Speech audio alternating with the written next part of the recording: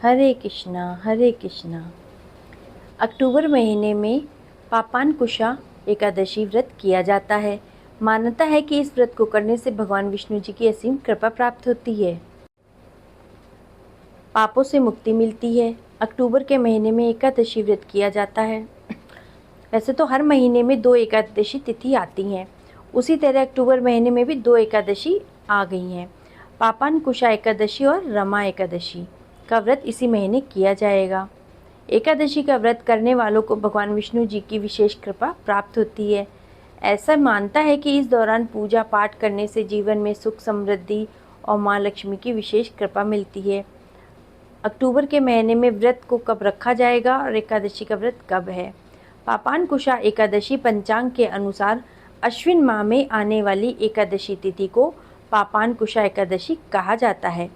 इस साल अश्विन माह के शुक्ल पक्ष की एकादशी तिथि का आरंभ 2 अक्टूबर की रात को 7:09 पे होगा और 3 अक्टूबर की शाम 6:32 पे एकादशी तिथि का समापन होगा।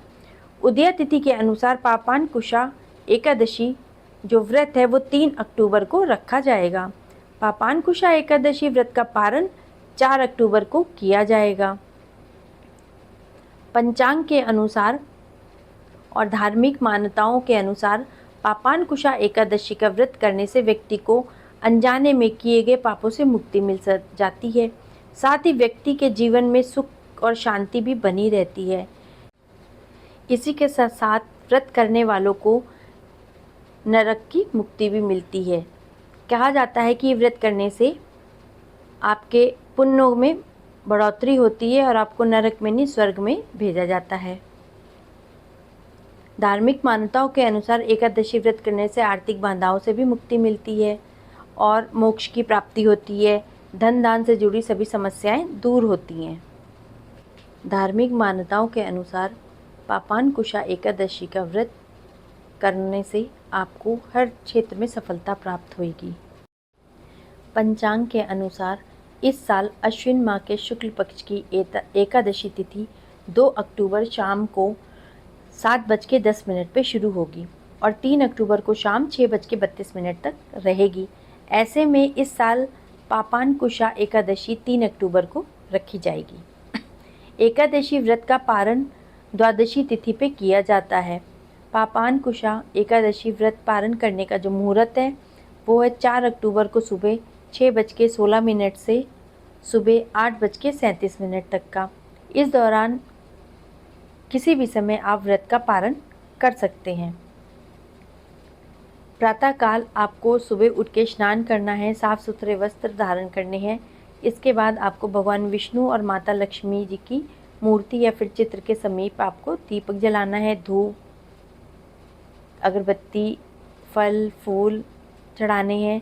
पीले रंग के पुष्प चढ़ाने हैं, तुलसी दल, फल और पीले रंग के वस्त्र अर्पित करने हैं।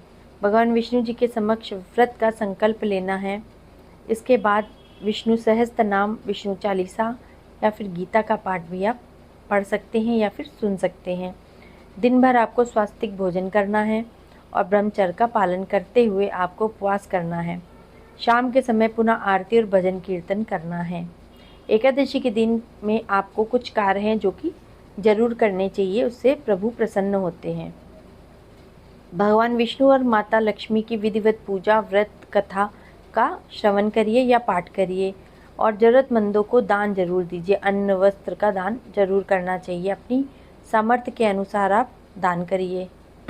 सात्विक भोजन करिए, पीले रंग का वस्त्र धारण करिए और भगवान जी को, विष्णु भगवान जी को पीले रंग के फल फूल अर्पित करिए। वो अति प्रसन्न होते हैं और प्रसन्न होने के बाद वो आपकी सारी मन की कामनाओं को पूरा करते हैं, आशीर्वाद देते हैं और आपके परिवार पे अपनी अनुकंपा बनाए रखते हैं। ओम नमो भगवते वासुदेवाय।